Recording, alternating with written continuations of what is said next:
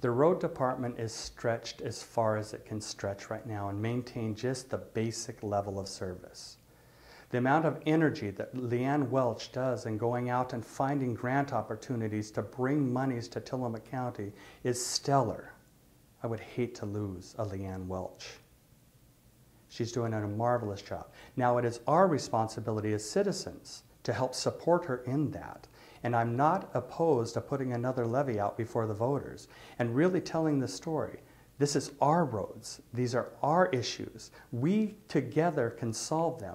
Yes, I understand the taxation issues. Yes, I understand the funding mechanisms from the federal government that is coming into Tillamook County to help support that. Yes, I understand the conditions of the roads as I experienced with my daughter in the pothole. We together, as citizens of Tillamook County, can solve this. It's not unsurmountable. Yes, I would be in favor of going back out. Yes, I would also be working with the League of Oregon Counties, the League of Oregon Cities, and put pressure on our state delegates to help us in Tillamook County find a solution to this. This goes beyond just Tillamook County. This is all timber counties. That's why we need Mr. Josie doing his work in Washington, D.C. on behalf of the federal forest and looking at bringing more revenue in. Yes, it's important for the funding mechanisms that Obama administration has in his budget for the funding of our roads. Yes, it's important that we together help the current administration, especially Leanne Welch, and put this back before the voters and saying, you really need to be involved. Together, we can solve our own issues. And it is, again, cooperation, vision, and coordination.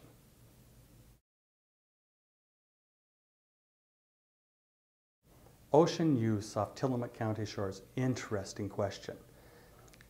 Just last week, we were down in Pacific City, listening to the marine reserves, listening to the coalition of organizations that have come together, looking at our marine reserves.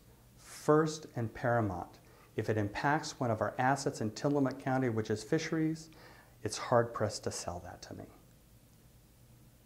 Second, as I put things through a filter system, it's interesting because I put things through a filter system. Number one, is it going to impact our industries? Is it in the best public interest?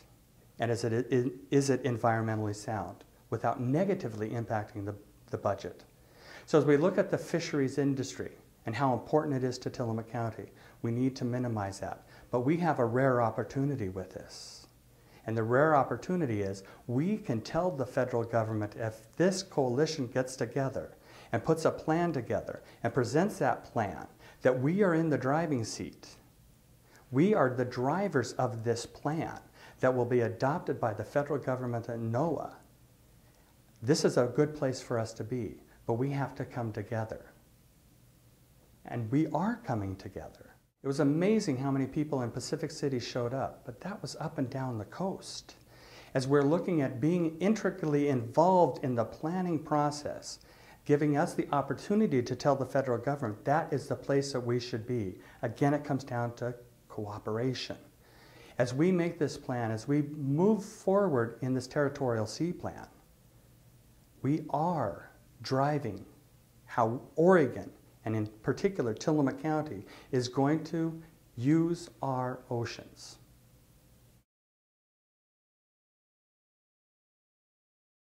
The offshore energy production off the Oregon coast, in particular Tillamook County, is going to be an integral part of our energy development over the next several years.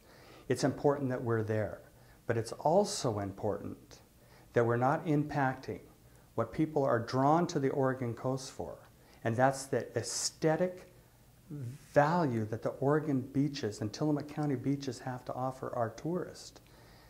I would absolutely hate to see big windmills off the horizon that are going to impact that very beautiful aesthetic view. However, I'm a realist. We know we're moving into renewable energy and how important that renewable energy is. After all, even the city of Tillamook just adopted the placement of a charging station for electric cars. It's going to be important that we look at the resources that we have available. But again, back to the original plan, we're in the part of that planning process. Let's make sure that they're low slung. Let's make sure that they're out of our fishing grounds. Let's make sure that they're aesthetically pleasing and not obtrusive to block and our particular one of our strongest assets again.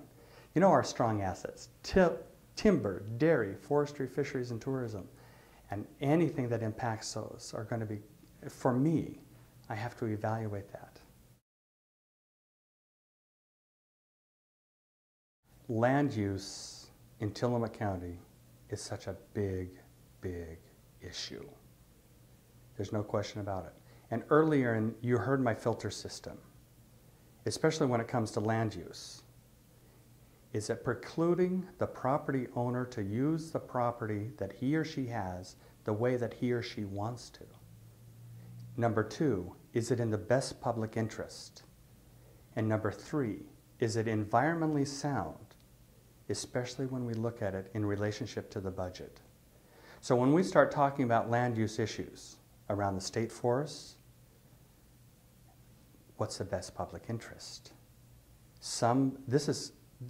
It's so diverse in thought in Tillamook County. But I'm all for the usage and restabilizing our forest. I'm very strong in supporting of the timber industry, one of our strong assets.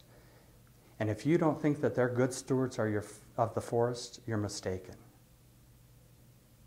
As it talks about water quality, land use and water quality, one of the things that highlighted the assets in Tillamook is my experience on Hogue Horton Slough. I got into a kayak and I went from an urban area through an old growth forest to very serene pastoral farmland, sitting on the fisheries, thinking about tourism. Boy, did the light come on. Everything that Tillamook County has to offer was highlighted in that one experience on a kayak on Hogue Horton.